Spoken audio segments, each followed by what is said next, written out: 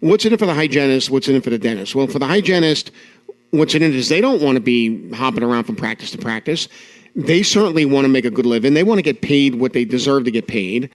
What's in it for the dentist is, well, I'm running... Get ready for your unofficial dental hygiene podcast.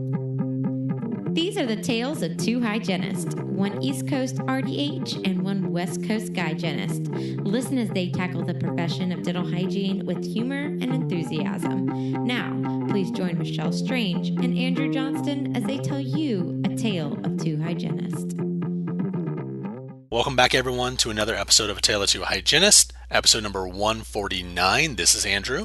This is Michelle. Thank you so much for joining us another week. We appreciate you. Yeah. I feel, we're coming off of Greater New York High, and I'm back to reality, back to clinic all week, and I realized how much I really did like that conference. I am still so happy about everything there. It was a great conference, and it's good people there. I love seeing our friends. I love it. And just really cultivating those friendships each time and the interviews that we get, and it's wonderful. And then this weekend, so we did Greater New York, and then I went and took Trisha O'Hare's course yesterday and was with her and Liz Graham. And I saw Lisa Stillman. You've heard her on the podcast before. It was really, really great. I was so happy. And Trisha's doing a really wonderful course on airway, and her book just came out called Lip Zip with her and Tim Ives. You've again heard both of them on the podcast. So it was great. And so if you listen to Trisha O'Hare, you listen to Tim, you're interested in airway, I think it's in a very it's a small little book, but it's called Lip Zip. So check that out. We have a new review that was written for us. I mean, it's not new, but it was November 11th. So maybe I'll read that real quick. Great podcast! ! Do you like how I tell you with the punctuation that they used? Thank you. I think that's cool. Yeah. 5 stars by Sleigh Rider. What a cool name. It is. This review is long overdue, and I want to start out by personally thanking Michelle and Andrew for their time, commitment, and passion in bringing the dental hygiene community such a high quality, relevant, and much needed podcast. No matter where you're at in your dental hygiene career, or what position you fill in your office, there is something here for you. All of the, quote, big names in our profession are here. From the seasoned veterans to the up-and-comers, and they're very generous with their vast amount of knowledge. Which is true. I mean, we've said that 1,000 times. They are so generous with it. Thank you both again. I've been in the industry for over 20 years, and every podcast has helped me become a better hygienist and has reignited my enthusiasm for dental hygiene. And to all my fellow listeners to this podcast, if you haven't written a review, please consider paying it forward for Andrew and Michelle. It is very easy to do. Wow. And we did not pay that person to say that. Thank you very much, Sleigh Rider, for doing that. That was, oh my gosh. All great points. I mean, we have, you're right. This is a podcast for the veterans and the up-and-comers, and we've ourselves benefited from, the reigniting of the enthusiasm for our profession because of the amazing people that we've had on. So you're right on all points. Thank you. It's true. And I was just thinking the other day, how much we have grown since our first podcast. I don't think we have these clinical arguments that are so we're not very dogmatic, I think, in our approach anymore. Right. Because I agree. We see that there's just the pendulum swing is big. There's no black or white really in dentistry. There's a lot of gray. There's a lot of patients that we're treating that fall into demographics that you and I might not be seeing. And so you can't be dogmatic in your approach. And the things that people have brought us, my students all the time, they're like, how do you know this? And it's because people teach me. They're teaching me every single week. And so I am so grateful for that. And it has made me a much better clinician, and it has made me less frustrated. I know that's hard to believe because I seem to be frustrated all the time. They smirk on my face. Yes. And speaking of your frustration with certain topics, one thing I've seen you grow with over this podcast journey of ours is the topic for today's episode with Tony Stefanou about business. And you've come a long way. I don't love it still. I don't, but I can appreciate it now. I can see the side of the management, the money. I don't love it. I don't think that's what our industry should be, but I get it. I do now. And it's been very helpful. You and even Carrie Ibbotson, Tony Stefanou, who is the guy, our dentist, our buddy that's been on the podcast a few times. It's all of you guys kind of helping me see it. I don't like it though, but thanks for your patience and when I get real upset about it.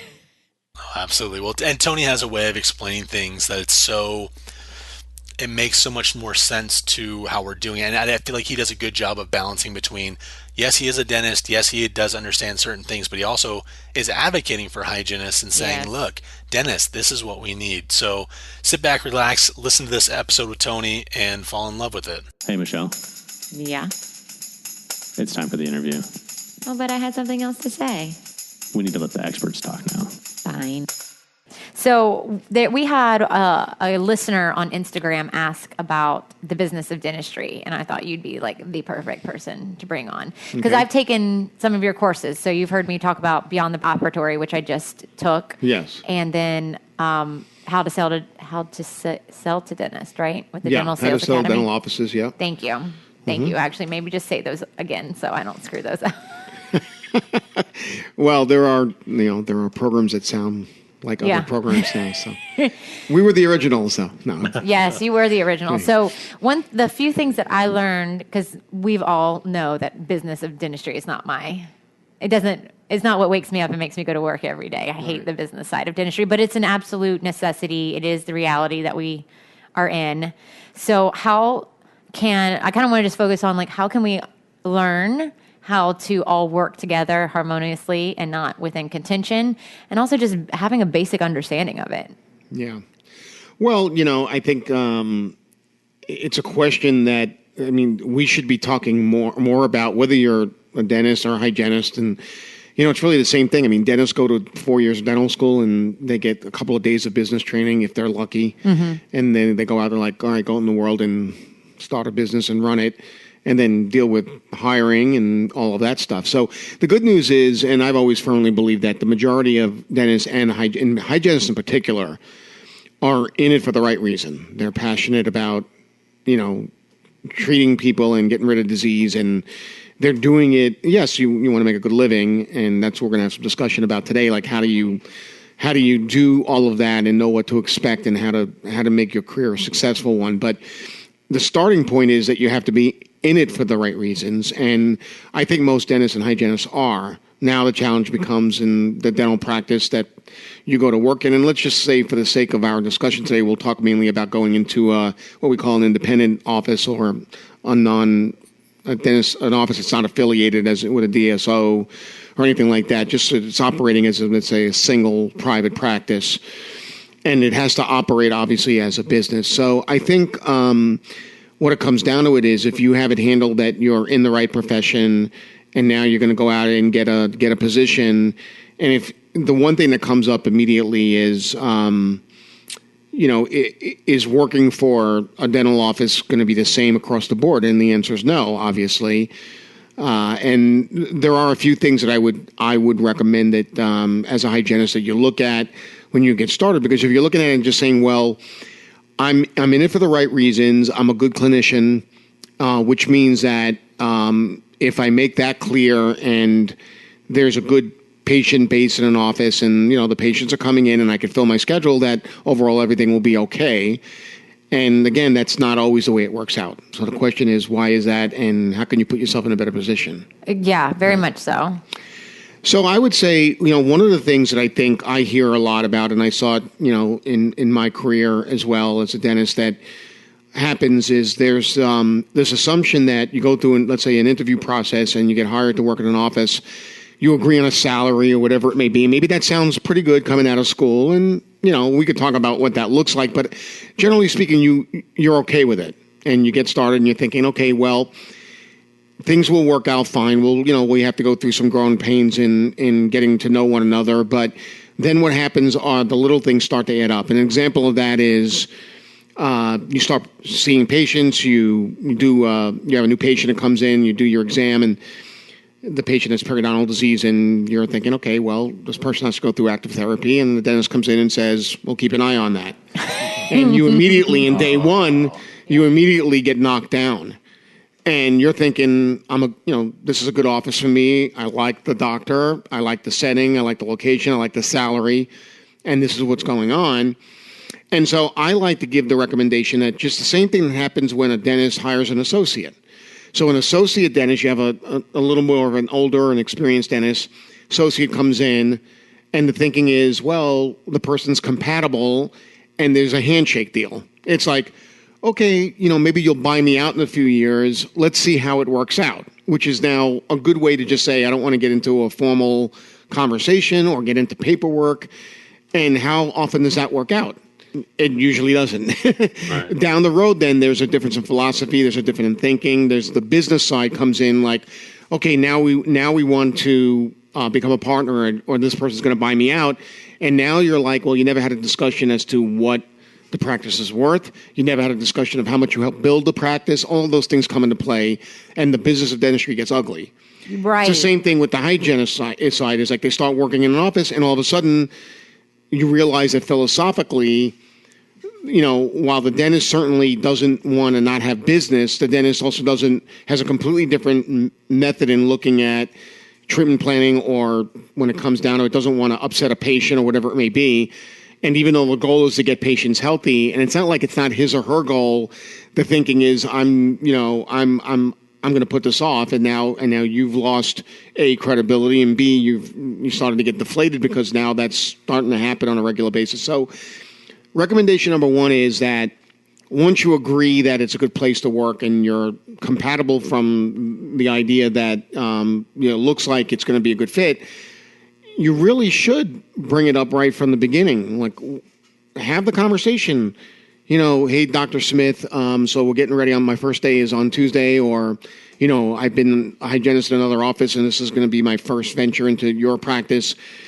What's going to happen? What is your thinking when I call you in to do the check? How do we communicate, and what is your style when it comes to this? Because, the one thing is I think you would agree is that we don't want the patients feeling that we're on different wavelengths. And I think that's really important from day one, and it happens all the time that there's an issue. The other thing you have to really, I think, be aware of is the fact that while it's a job, and it's good that you might even start at a salary that you feel it works for you initially, the other issue that comes up is, well, how do things progress with the money? And one of the challenges we find with hygiene, and I think you guys would agree, that you go even a couple of years in an office and you hit a ceiling. You hit that inevitable ceiling where you're based on some either simple formula or based on a salary, and there's no other incentive. And I don't even know the up-to-date numbers on this, but there's a very small percentage of hygienists that really work on bonus plans and have additional ways to add on to what they are able to bring home every month. And that was not looked at initially.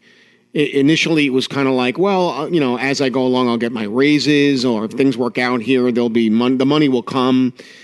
And the reality is it doesn't always work out that way for a number of reasons. So in defense of both the hygienist and the dentist, I mean, these are things that there's only a certain amount of money that might be available, but you also have to somewhat understand what's going on the other side and talk about that, like what'll happen even from day one. Just say, hey, I'd like to make a career here. I'd like to be here long term.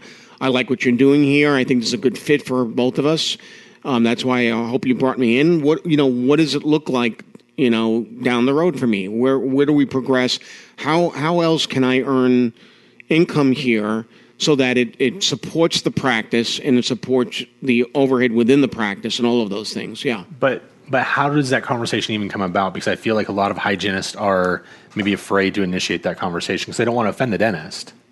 Yeah, and I think we're at a point right now. So again, backtracking just for a second, from the hygienist perspective, recognizing, and we know because there are hygienists now that have their own practices in certain states they can practice. And I always say, when you look at it from the other side, I think a lot of times people don't realize they think there's a lot of money in the pool. And I work with sales reps all the time, so they think, well, why doesn't this dentist buy this $30,000 laser? What's the big deal? Mm-hmm. Well, the big deal is two things.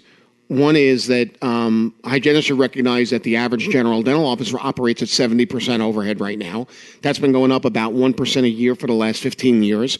Comes directly out of the doctor's pocket. So the reality is every dollar that comes in, 70 cents goes out, taking into account your salary or whatever that might be. So there's not a lot of extra money there.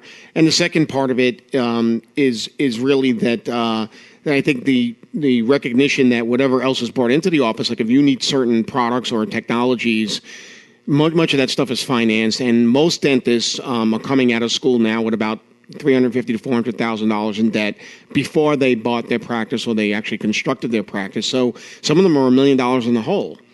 And it takes them 30 years or more to actually pay off those loans. So you have to look at it from that perspective. But to answer your question more directly, we're in 2018-19 now, and I think you have to recognize that just like you want to know what your starting salary is, I think the hygienist should bring up the conversation that, Dr. Smith, I'm just beginning here, and I don't even know what your overhead is, but I know that practice overheads are high, and I get that you have your expenses and everything.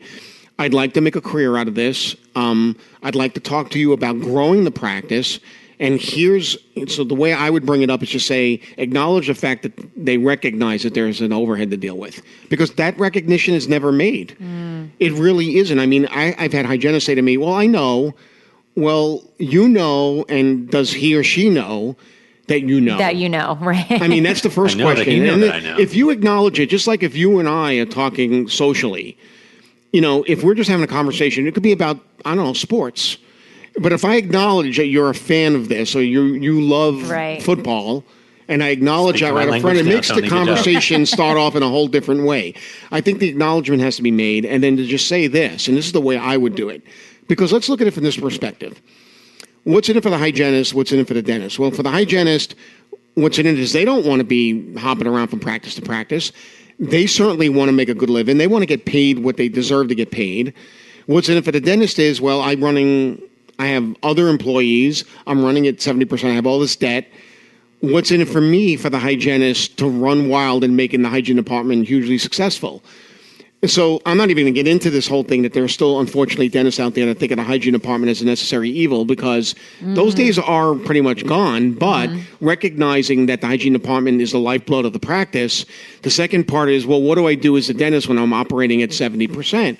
So what's in it for the dentist? And I would recommend the hygienist, even early in their careers, that they have the conversation about the fact that their job is to help grow the practice. And I'm not even going to get into like selling dentistry and all that stuff, but the reality is, if the doctor is told, I'm here for two things. One, to build your practice with you and for you, and two, to make money. And while we're taking care of patient and disease. And if you say that right up front, and then you talk about, here's what's in it for you, Dr. Smith. If I can grow your hygiene department and I can help diagnose and treat all the disease, the reality is that the percentage of your collections that come from hygiene department will go way up. And you know what that means for you, Dr. Smith? What it means for you is that short term, all right, you're going to make more income, as I will if we're on a formula where I can make more by helping you do that. But the long-term ramification is the higher the amount of production from the hygiene department, the more your practice is actually worth. So just like anything else, acknowledging the fact that they're running at a high overhead, but they're also running a business. That business will eventually be sold. That will be the doctor's retirement. Well, if you're going to be the long-term hygienist there, by building up the hygiene department, a lot of people in a simple thing, I always give this explanation, but if you have two practices side by side and they both collect $1 million, one collects $200,000 from hygiene and the other one collects $300,000 from hygiene, they're both collecting $1 million. They're in the same zip code. Which one's worth more? Well, the one that does 300 out of the $1 million in hygiene. That's a simple business formula. You don't have to have an MBA to recognize that. But if the hygienist and the dentist both acknowledge that, and the reality is, just like when you buy a home, you make some short-term improvements to the home so that your quality of life is better. But when you do those improvements, they increase the value so that if you sell your home, it's worth more. Well, the hygienist and the dentist should have this conversation. I'm going to be here to build your hygiene department. We're going to treat disease. We're going to increase your production. As a result of that, that's inevitably going to happen. If you're behind me in supporting the fact that you're going to support the way I diagnose and I treat, and we're on the same page with that, and we actually go and do what we have to do to not only treat but also put patients on home care regimens and do all of those things, you're going to automatically go up in production and collection, and your value is going to go up. And at the same time, what we're going to be seen as partners from the patient's perspective. And now what we'd like to talk about is how do I grow within the practice? So, am I going to be on the salary and hit a ceiling in a year or two?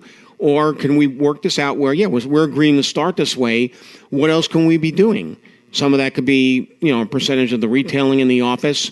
So if you have professional grade pastes and rinses and gels and irrigators and things like that, how does that work with me making that recommendation and customizing a home care regimen? You can split profit on that. You can work it out. Obviously, you're working on the overall practice collections. Work it out from day one to make sure philosophically you're not going to get, let's keep an eye on this. And number two is, how else beside the salary can I do it so that I can help increase your production? So yes, you might be operating in a high overhead, but we're going to increase the value of your practice. We're going to increase the monthly collections, and I can be a partner of that, and we can work out some sort of a bonus plan to do that so that I don't have limitations here and I don't hit a ceiling that is going to be one of those things that we're going to have a problem with a couple of years down the road. I don't think it's a negative thing to be able to bring that out. In some ways, I think a lot of dentists would appreciate the fact that you're acknowledging that they're running a high overhead business, but that there are ways that you can work together as a team to make it so that everybody's happy financially and the patients are getting treated. Do you feel that there is a certain number of dentists that are afraid of growth? If you go in saying that, hey, I want to grow all of this, is that maybe not the right question? It's a good question. I think there are a certain number of dentists that don't want to become multi-million-dollar operations, and I don't blame them because it's not linear.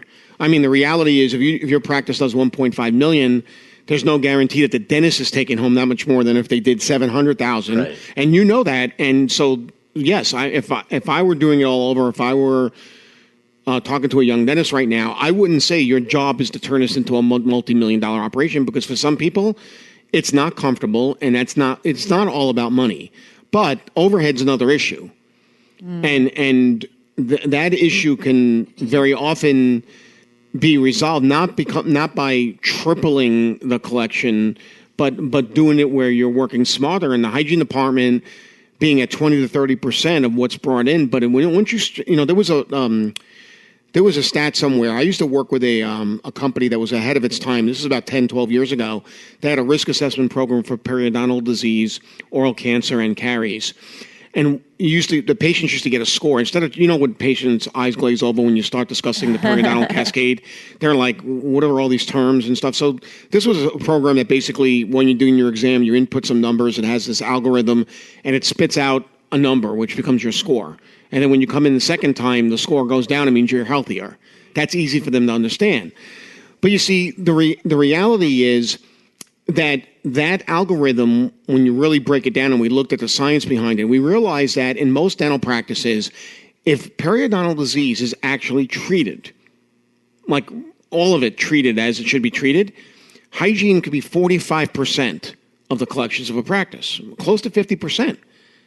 Very few practices are anywhere near that. And it's mainly because they don't have this conversation. It's not because the hygienist isn't good at what he or she is doing. It's because the dentist is kind of like becoming ultra conservative in that, we're not going to do that right now. We don't want to upset things. And if that conversation is not something that both parties are doing at the very beginning, then that's where the problem becomes. It's not about growing to double or triple. It's about treating the disease. Let the hygiene department operate as it is, which is it's the lifeblood of the practice, but it's the practice within the practice, and allow it to do what it should be doing. And then your overhead issues get also somewhat handled by this. Instead of the schedule being filled up with just, regular profis and, just exams and stuff.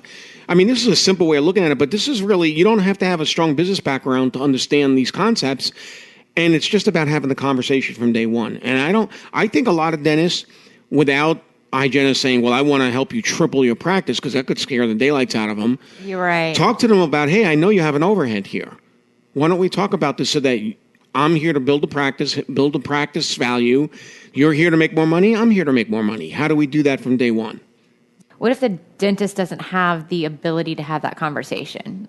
Maybe they're a new grad, and we come in there with this knowledge now, and they're like, what? Like, I don't even know. I don't understand my overhead. I don't understand pulling reports. Like, is that going to scare them? Are you actually going to raise them up? Like, how do you have that conversation? Well, I would tell you, look, there's nothing that we're saying here is going to be 100%. I think there are going to be a lot of I will say this, that I initially had my concerns about some of the young dental grads coming out, because I thought to myself, well, with the increased debt and the pressure and all that, there's going to be a challenge. And a lot of times they don't really understand the practice within the practice concept of how the hygiene department's the lifeblood. But I think I was wrong about that. I think many of the young dentists are, not only are they more technologically advanced, so even from marketing their practices, they're much more keen right from the get-go. When it comes to technologies, even clinically, they're much more. And when it comes to, they might be a little bit challenged initially on just having real good, solid, pure communications. But I think if a hygienist is taught, just as the dentist is taught when they come out of school and they begin their careers, that they talk about this rather than let's just see how it goes, I think both sides would appreciate it more. And I think that the big challenge for the younger dentists is that they're not as keen on the communication side. But I do believe that there would be, if there's acknowledgement and the conversation, the business conversation is made out of mutual respect, then I think there's anything wrong with it. And I think a lot of the younger dentists would actually appreciate it. Mm-hmm. Is it everyone? No. Right. I don't think it'll be everyone. But then again, I don't think every young dentist should be going in and investing into a practice right now. There is something to be said about the fact that if you're going to be $1 million in the hole, maybe you shouldn't be taking on a big, obligation. And so that's a different conversation. Mm-hmm. But the ones that are younger that own a practice and have a hygiene department, or maybe are hiring another hygienist, I think we have to start changing that. And I think that both sides should be, at least, I don't want to be say told, because nobody wants to be told, but I think there has to be a shift in the thinking that both sides should be okay with having a discussion. But it's one out of mutual respect. And from the hygienist side, from the dentist side, you don't want the dentist to look at it like, the hygienist is an employee and that's all he or she is, because that's not true. Yes, he or she is usually an employee, but it is very different. And it's not to downplay an office manager role or an assistant or anything like that. But most people would agree now, when you really break down, I do a lot of practice appraisals and valuations, the truth is, not only should it be a higher and higher percentage coming from hygiene, but much of the restorative and much of the prosto end of things and the elective side initially comes from the hygiene department. I just took a course down in Kentucky, and they were talking. It was with a lot of the group practices and the DSOs, and it was specifically a hygiene. It wasn't a panel; it was a breakout session. And the two hygienists for this DSO were heading it up. It was a 1-hour thing, and we had about 30 people in the breakout session. And somebody said to them, well, what do you really expect out of your hygiene department? And the woman said, well, we want to see this amount of production per hour, but more importantly, we want to give the hygienist the ability to also earn more money. And then the third thing is we expect 30% of our collections to come overall from hygiene, and 65% of the restorative originally be treatment plan within the hygiene department. As opposed to like emergency visits, or as opposed to the majority then of the treatment planning that is accepted is coming because the hygienist it came again from the hygienist, from the operatory and from the communication between the dentist and the hygienist. So all I'm getting at is that the business of dentistry is starting to change to the point. And here's another thing. I don't even know how many hygienists are, let's break it down to hourly production. There is a rule of thumb, and an example of this is the other day I was again talking to some sales reps, and they're kind of like, well, how does a dentist come up with what they charge for a crown? And some people think they're just like stabbing. It's a stab, we'll just, $1,200 and we're just coming up with this number. Well, sometimes it is, but there is supposedly a formula for that. Like the formula could be something like 6 times your expenses. If your expenses to do a crown as a dentist is $200, you charge $1,200 because it's going to be a two visit thing. And I mean, I'm talking about just your traditional way of doing a crown, not with technology and all that. So I don't even know how many hygienists are looking at from a formula. What dentists are generally taught is that in order for the hygiene department to be real and productive, they want to see 3 times the salary per hour. So I don't know how many young hygienists are aware that, I would like for them to be aware of, that dental office is operating maybe at 70% overhead. And if you're making $40 an hour, then the expectation is going to be for you to, for the production to be at least 125, let's say, an hour. But those conversations should be open from day one. Right. There's nothing wrong with having that discussion. And the reason that we've had friction between dentists and hygienists over all these years is for that very reason, is that either there's an assumption made or it's like, well, they're an employee, so, the employees get paid this amount and there should be no questions asked or any of those things. Right. I really don't see that. I see that rapidly changing. And I think, yes, it should really be initiated by the dentist in some ways. But I think more and more the hygienist, if they really find a place that they get hired at that they can see as their future, I think it's completely okay to sit down and let's talk about that. We've already agreed on working here. Let's talk about how I can do this, and this with you, not just for you and not for me, but with you, and do that, where you're building a practice and value, and the dentist and the hygienist is making. That's what the conversation should be. How can we both make more income? And they should be okay with that. So I guess some of the conversations like that, I think if I were going into an office now, I would probably present with this, I want to take this amount of CE and I want to learn to apply whatever it is, airway, new perio, new laser therapy, whatever it is. And I know that this is going to bring this amount of profit, or can I have the time? If I can get the CE, if I can grow as an individual, as a clinician, will you allow me to do that? Yeah, and so this goes into then the hygienist also looking to grow and to continue to be educated, and comes down to the same thing again about how would they support that? Let's say even financially with the technology that you want to bring in. So, doing a lot of sales training, one of the things I always talk about, and I don't know if you remember this. I know, Michelle, we covered this a little bit in one of the workshops I did, but one of the things that I always recommend to hygienists is that if there's the CE part is obviously you want to have support in the CE part. But once you learn about something that you think is a technology that you'd like to bring in, where the breakdown occurs is when the hygienist gets excited about a technology, and there's going to be a reason why you, as Michelle, or you as Andrew, are going to be excited about bringing something in, and you say to the doctor, hey, we took the CE course, and, here's what laser therapy can do for us. I'd like to bring a diode in. Let's just say you want to go soft tissue, and from the soft tissue perspective, and the doctor's looking at it's an investment of, X number of $1,000. So the breakdown occurs where I always say to the hygienist, when you are looking to bring technology or something that's going to progress the hygiene department, you have to be able to say, here's why I'm excited about this. And then from the dentist perspective and say, this is what it means to the practice. I always say, use the words, what it means to you or what it means to your practice is this. So for me, it will help me produce more. It'll help the patients get healthier. It'll help me stay on schedule. It'll help me do this for you. It'll help lower your overhead. It'll help increase the practice value. And so when you present it like that, because it still comes down to what's in it for me, what's in it for you. And I think when you say, will you allow me to do that? The answer is usually yes, if it's presented in a way where you're saying, I'm excited for that. And the two of you honestly should not be excited about it for the same reason. I mean, for you, maybe it's an ergonomic thing for you. That's certainly important. Maybe, it's about patient comfort. And obviously that's all good for the dentist, but they want to know what else. I mean, I always say, is the dentist wired financially or emotionally?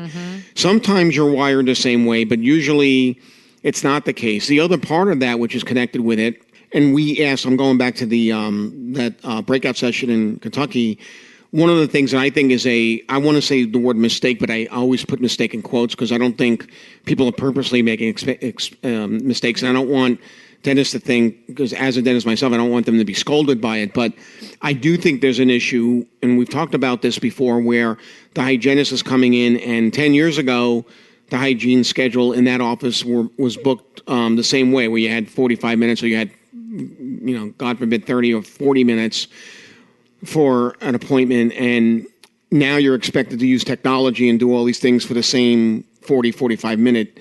So I think one of the things that should be communicated up front is take a look at how things are scheduled, and let's sit down and say, hey, if I were able to show you that I could see one less patient a day, if you give me an hour instead of 45 minutes and I see one or two less patients, the patients will get healthier, we'll get more treatment planning out of it, we'll get more production, more collection, everybody will be happier, and the stress of you staying on schedule and always worried about being behind schedule because you're expected to do 10 more things in that 45-minute block, that's a conversation that has to occur. We asked that DSO because, DSO is always looked at as quantity over quality. And that is really changing right now, but I was really interested to hear the answer because somebody said, how do you schedule in the hygiene department? And the person said, well, we average one patient an hour. It's like, what you would call a basic appointment might be 45 minutes, but a new patient appointment is 75 minutes. And then that may or may not be the case in your particular practice, but across the board, that's not the way it's done across the country. It's still being done where the hygienist always has the least amount of spare time, barely able to stay on schedule. If they're doing what they want to be doing and should be doing. So that's another part of the conversation. Look at the scheduling right up front. I mean, I'm amazed at how many hygienists will say to me, well, I didn't realize when I first started working in the office, I wasn't going to be given any time. They were squeezing in all these patients. So it's one thing about getting a job, and it's one thing even agreeing on an hourly salary, but how's the scheduling? Right. What's wrong with having that discussion? Have it up front. I understand that there are some dentists that may not respond as well, but you know what? That's a good thing for you then. If the dentist is not open to talking about how your treatment plan, not open about scheduling, not open about CE and bringing in technology and, how that can work to really build a practice, that should tell you right from day one, maybe you're not in the right place. What's wrong with that? How does that conversation look when there's an office manager thrown into it and they are not on the same wavelength as the doctor? Because I actually just read that on Facebook the other day where they were like, I was told this, me and the doctor in my interview, and then I'm a week into it and it's not happening. And the office manager's like, this is the way we do it. Yeah. The dynamics are, and not every office has a pure office manager, but there are two issues here. There are different scenarios even within each of those. So I'm not going to get into what happens when the office manager is a relative, because that's a different story. Because in that case, obviously, he or she owns the practice with the doctor, and that's a different story. Mm-hmm. Because then usually the doctor is really not involved in as much of the decision, because that's the reason why they have a family, whether it's a spouse or whatever. That's the reason why they're the office manager, because they don't want to deal with business decisions and stuff. But if it's not the case, and it's here's a doctor, here's the office manager, and the office manager is employed, not related, could still be tied into the production, though. I mean, there's like a certain percentage that they're getting paid on top of their salary based on, the production of the office. So those things are all factors in this. But yes, sometimes the doctor says one thing, the office manager says another, but I don't think the conversation has to be that much different. I think if it has to be initially with the office manager, where the hygienist is starting to work in the office and it's different than what was communicated, I want to emphasize that conversations have to be mutually respectful, and there has to be something in it for both sides. And it's not about, confrontation. It's not about debate. That's exactly what the problem is right now. It's not even really, it's not even really treatment philosophy. It has to a lot of times be with the practice, the way it's run from a business perspective. But I think that the office manager and the hygienist should say, hey, I'd like to schedule some time to sit down and just say, when we first started working here, I believe, I was hired because this is what I bring to the table, and that's what my commitment is to do X, Y, Z. As you can see, I'm passionate about patient care and all of those things. And when we had the discussion, and when I was hired, we were talking about how we can do this so that we can help grow the practice, help to reduce the overhead, to increase the production, increase the practice value. All of those things that I know that you as an office manager can appreciate, because that's really what you're here to do as well. So I'd like to just talk about, this is what I've noticed in the past week or two when, the conversation occurred. So my question would be, what can we do to get back to that conversation when I got hired, so that we can do that for the practice, so I can help do this with you for the practice, and always say for the practice. And I think that if you do that, it's the same thing. If the office manager is acknowledged, that's their job. Let's go back to the basics of this. You have a big hole in the schedule. The dentist sometimes will blame the office manager for problems that occur that are out of the office manager's control. The office manager gets the brunt, or gets the wrath of the dentist. And it's no different with the hygienist. And the office manager actually can appreciate that part of it. But at the same time, they also recognize that if there was a difference, rather than saying, hey, you told me this and now it's this, just say, when I was hired, this is what we agreed on and what we discussed. I'm willing from my end, this is what I'm committed to you too. So can we just talk for a few minutes about how we can do that, so I can help the practice achieve this, and this, which I know is what you want as the office manager. And now you've made that acknowledgement, and you're doing it where, it's a little bit of a challenge, but it's not meant to be a debate or confrontational. It's something that gets nipped in the bud, because I think you guys would agree that anything that's left alone, when you start working in any environment, and it's true outside of dentistry, when you start your first job for, let's say, a big company, if you let it go for a few months, you really, unfortunately, you don't have any leverage left. So you have to do it early on. And if you say it as, this is my commitment based on why I was hired, and this is what I'd like to talk as a result of that, they understand that you're committed. They also understand you acknowledge their job as the office manager. And I think you can have a productive conversation with it. So that's the way I would do it. And it's not perfect. I don't think it'll ever be. And you're always going to find doctor and office manager that say don't practice what they preach. Yeah. But you still have to take it on early. Can't let it sit for a few months. I want to pivot back to something that you mentioned earlier about how ideally we can get our I think you said it was our collections or our production of a practice being 45% coming out of the hygiene department. And currently most of them are not like that, if any. So what is the problem there? And is it because insurance dictates it, so we're being too soft on our patients and not being aggressive enough with the perio? Or is it because the hygienists don't have the education behind how to promote? They don't know how to sell. Right. So I know it's always a bad term, but sell dentistry.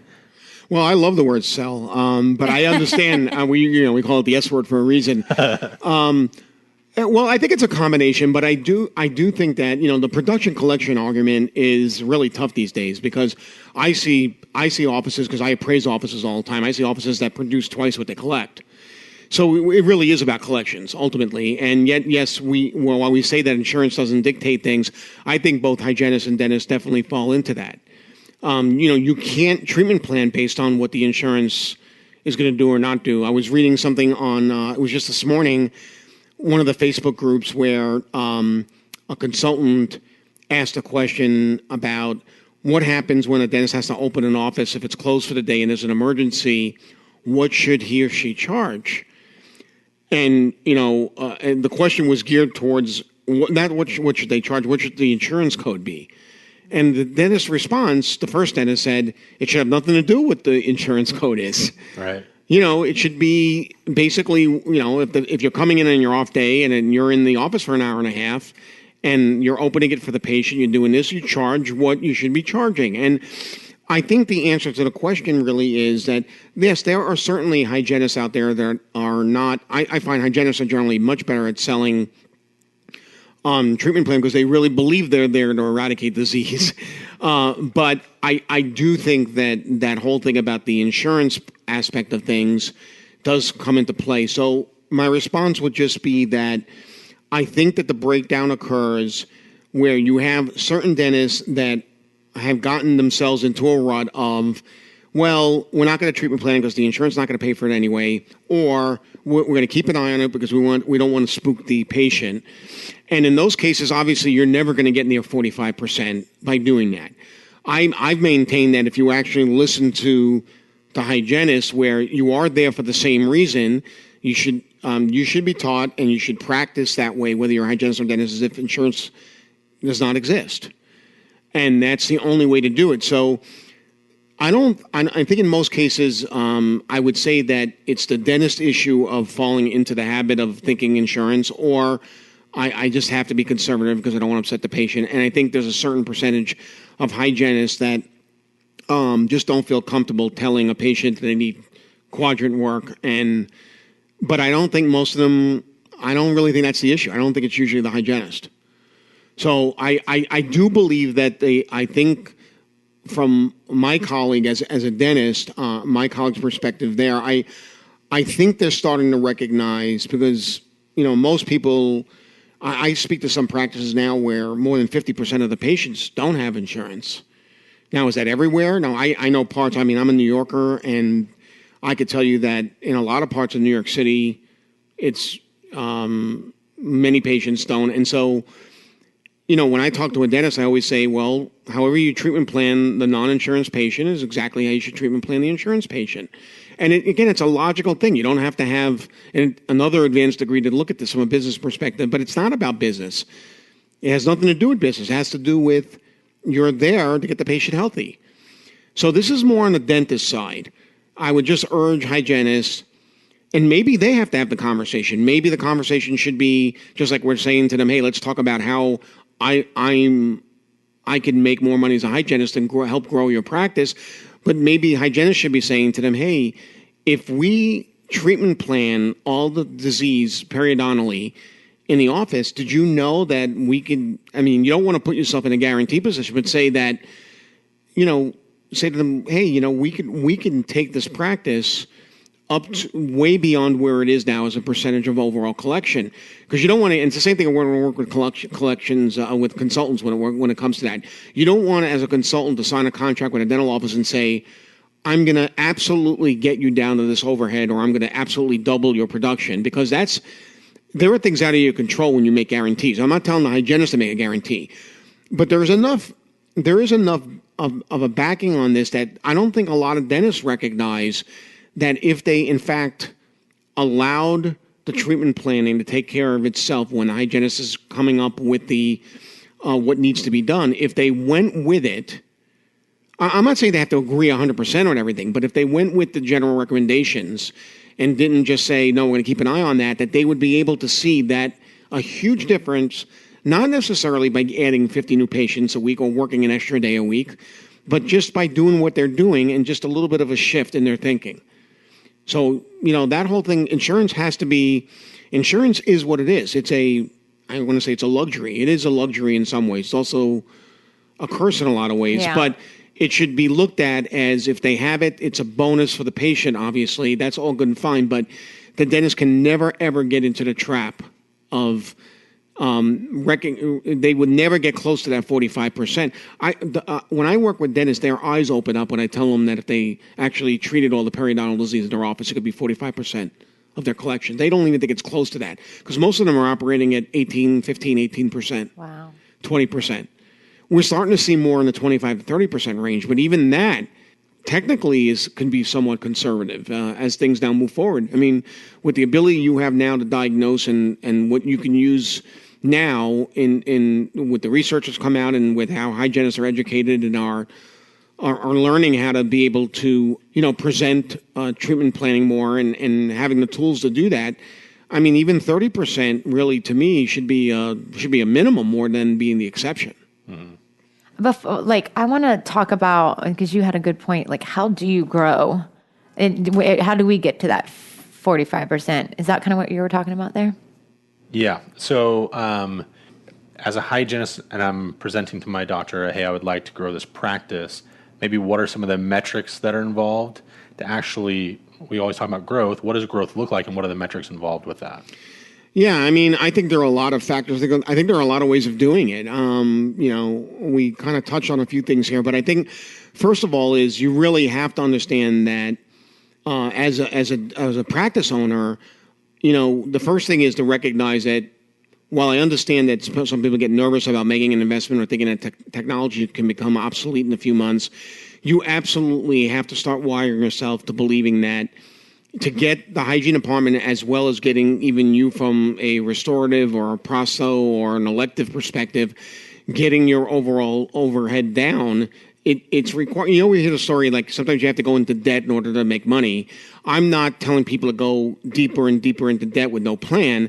But the reality is the more you bring technology in for your hygiene department and otherwise, you're not going to have a 1 month return on investment, but your return on investment is going to be more a combination short-term and long-term. And I think the dentists have to recognize that. The second thing is, again, so you have to give the hygienist the tools to be able to do what has to be done to diagnose and to be able to present. And then the second part is the treatment planning. Every hygienist and dentist should go as a team and get more education on treatment planning, on how to present, communication-wise. They should be learning it together, not separately. I don't know how many, I can tell you that it's a very small percentage of dentists and hygienists that will, maybe one of them will take a treatment planning course, how to present treatment plans, and the other one might take it 3 years later or whatever, but they don't take it together. So one of the biggest aspects in how do you get to 45%, the dentist and hygienist should be going to classes together. Mm-hmm. I think that's across the board in a lot of ways. Yeah, it's a simple thing, but why does it not? I mean, we even talk about it even from going to a live CE course together, and Michelle, I know we've had this conversation. I want to see dentists and hygienists even co-authoring articles together.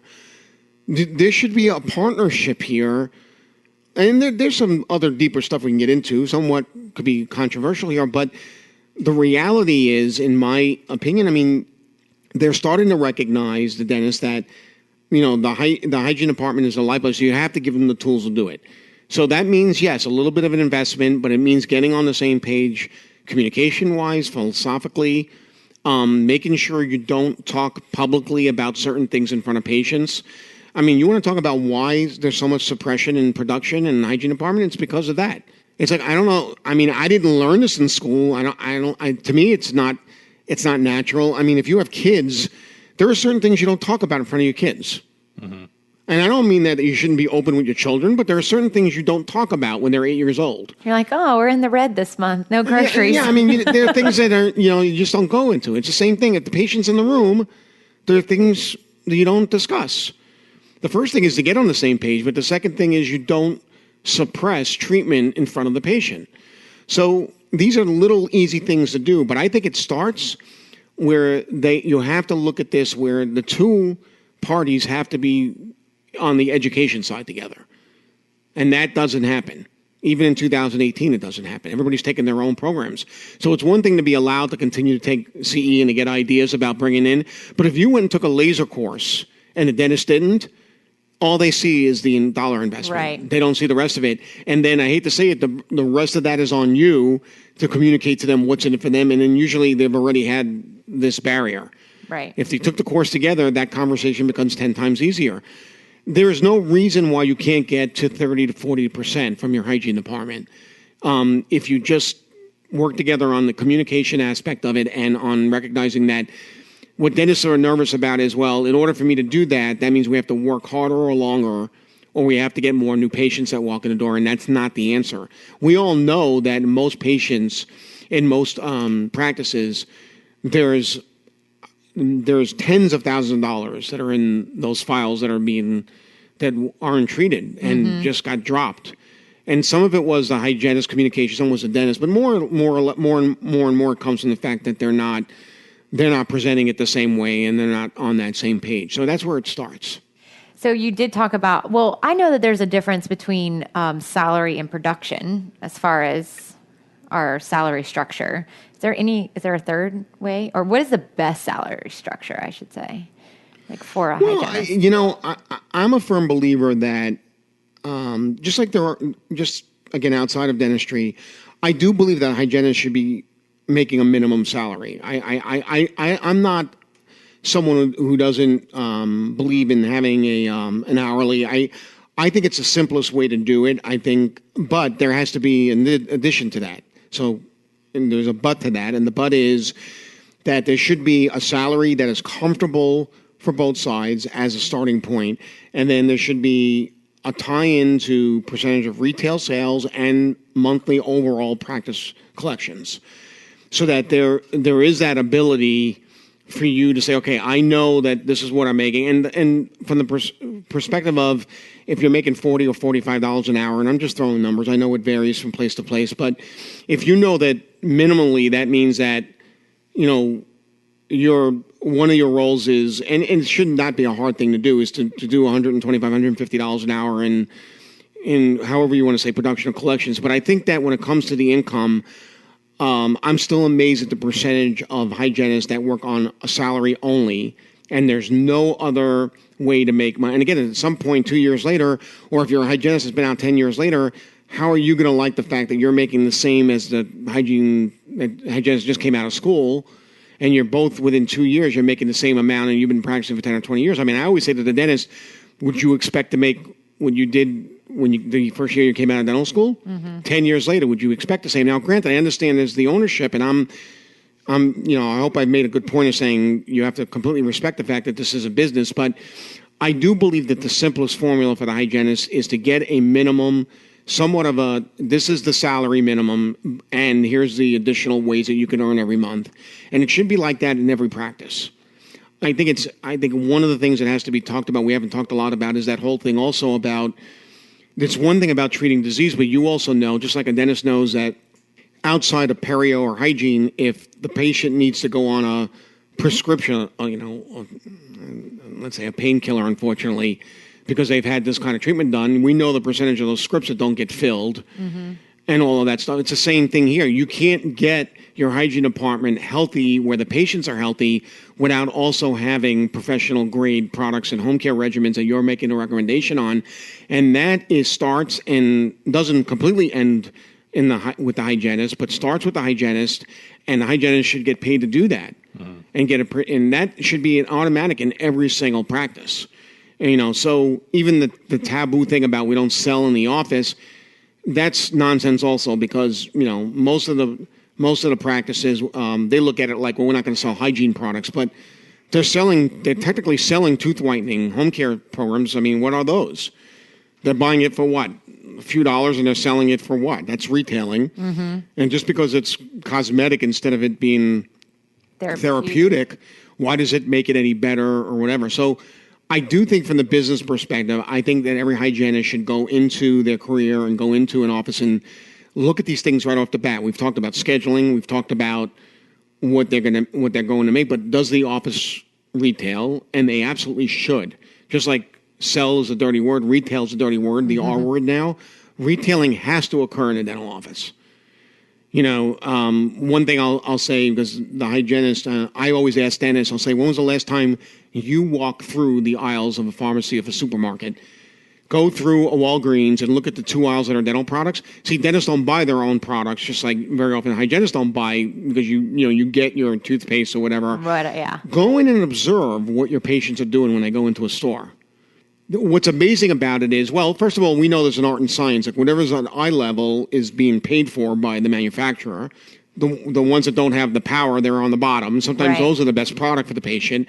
And the patient's sitting there looking at, like Michelle and I are in the aisle, and Michelle's buying something, and the patient buys something because Michelle bought it. Oh, that looks good. She just bought that. It looks good. That's a pretty blue package. And then they're asking, clerk, what should I buy? A store clerk, which I'm not here to bash him, but probably won't even be working there next month, and you're asking them what to buy. And I get professionals that tell me that hygienists and dentists shouldn't be retailing in the office. Well, not only should they be not only should they be retailing, but right from the beginning there should be a discussion around that and what the formula is for the hygienist to get paid in doing that customization. So I think that's a big part of it. So we have to look at everything to start. Do not make an assumption as a hygienist things will work out, or we'll see how it goes in the first few months, because then you've lost all your power.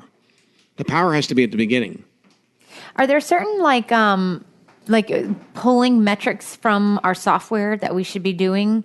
Is that something that a conversation we should have? Can I have that information? Can we discuss that information? Is that a good thing? Yeah, I mean, obviously all the programs are a little different from one another, but yeah, I don't think there's enough analysis. I mean, there's certainly consultants. I mean, if the practice is working with a consultant and they are looking at the analytics, and there are a lot of companies now that are specifically just on, making it so that you can really understand the analytics better. But I do think that it's a discussion that once you discuss whether or not you're compatible for the practice and you sit down, you even agree on a base salary, then you should be pulling the reports on monthly production, hygienists department as a percentage of production. I always say, unfortunately, most dentists only know 3 numbers. They know their overall monthly collection. They may know the percentage that the hygiene does, and then they usually know how many new patients come in every month. That's it.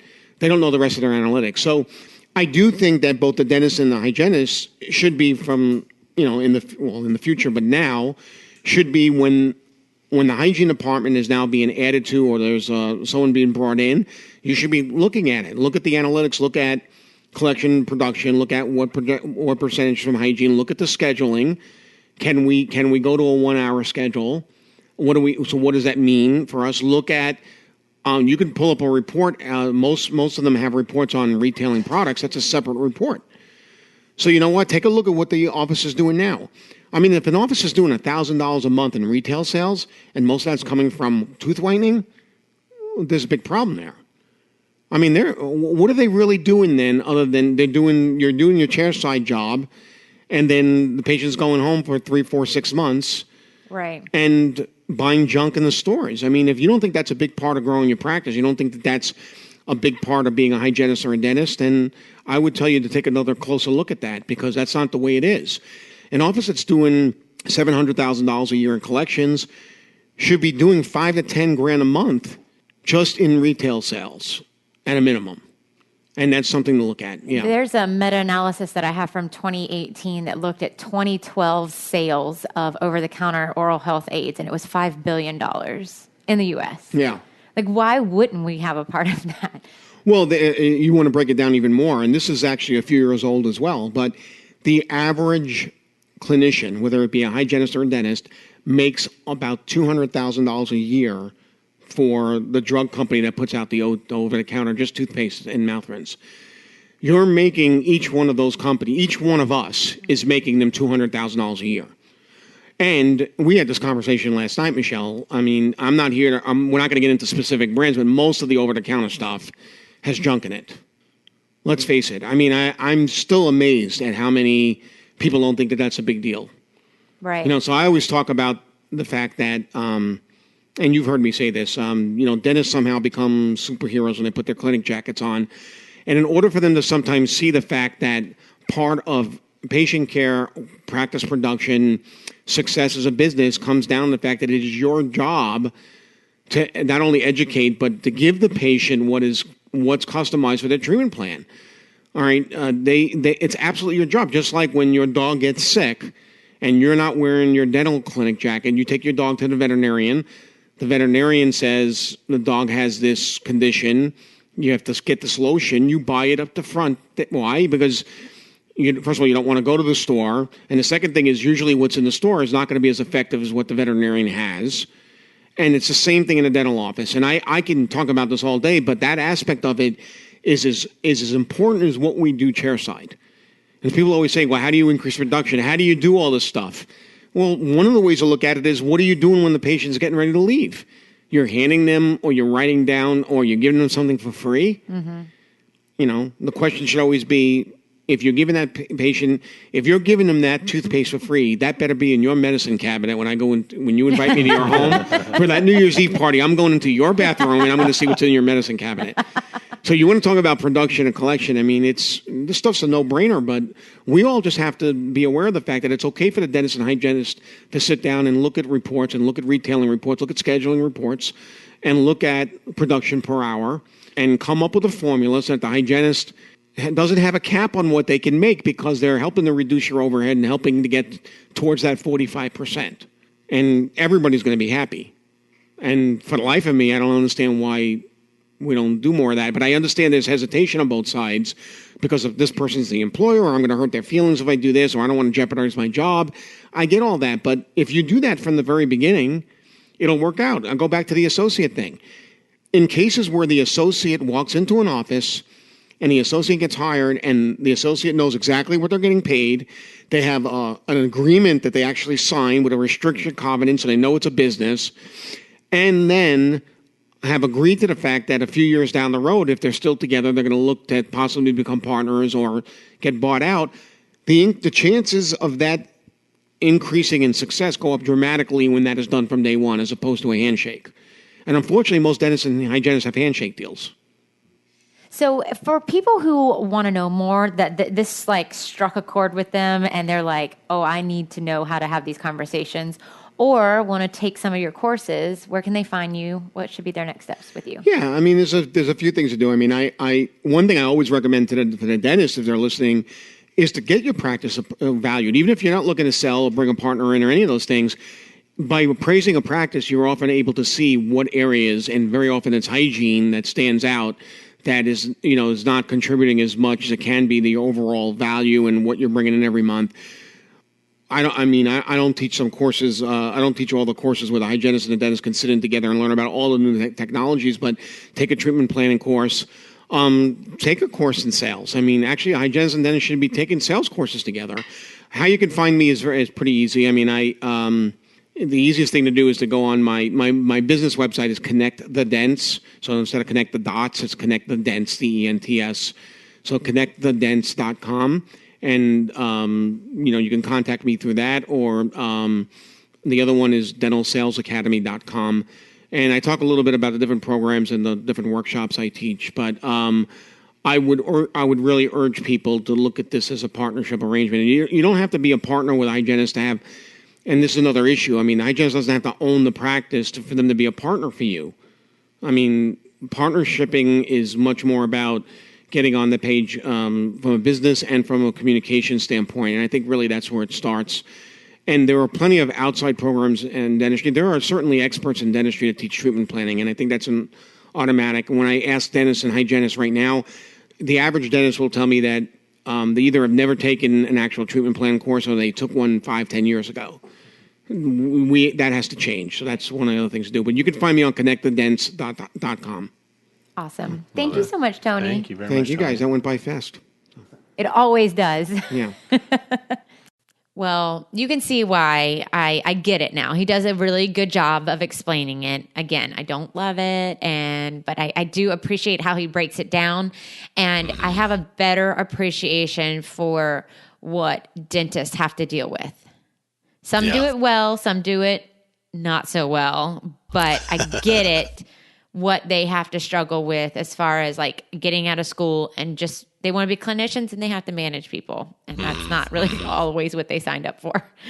Well, we're lucky, though, that we have people like Tony in the profession to kind of help teach and educate both sides, right? So I think the dentists are actually really benefiting a lot. So what we have coming up, we have a bonus episode coming up soon with Irene and Whitney from their new podcast, Tooth or Dare. So that'll be good. I think they are a few episodes out. We also have, I think we're going to be taking a break here for a couple weeks over the holidays. We do this every year, so hopefully you guys will hang in there for another couple more weeks, and then we'll have some really great, amazing content for the new year. I think we're hitting it fast and furious with Airway. Yep. We're actually going to fly out to Vegas and do an amazing course with Julia Worrell and Cindy Johnson. You actually heard the teaser, like a month ago? So we are going to go out and record that. It's going to be an excellent start to the new year because we're just going to hit it hard because we are not mouth maids. We are so much more than that. And Airway is going to be a really big topic. And I don't think we're going to not hear this anymore. I think it's here to stay. And so let's get into it now. Let's get in it early. So we do appreciate all of your direct messages, your likes, your shares, all that jazz on our social media, Facebook and Instagram. Feel free to shoot us an email at atale2hygienist@gmail.com. You can definitely go to our website, subscribe, check out resources there, which is atale2hygienist.com. And again, if you love an episode, comment and tell them how much they love the interaction. I don't think we can say that enough to interact with our guests because they give their contact info for a reason. And we just want to thank you guys. We're just so excited for how much we continue to grow and how much you want to learn. And You are amazing clinicians, and we're excited for all the things you're going to do. Yeah, we really just appreciate your guys' support in this journey of ours. Yeah. So, yeah. All right, everyone. Have a great week. See you next week. Bye, y'all.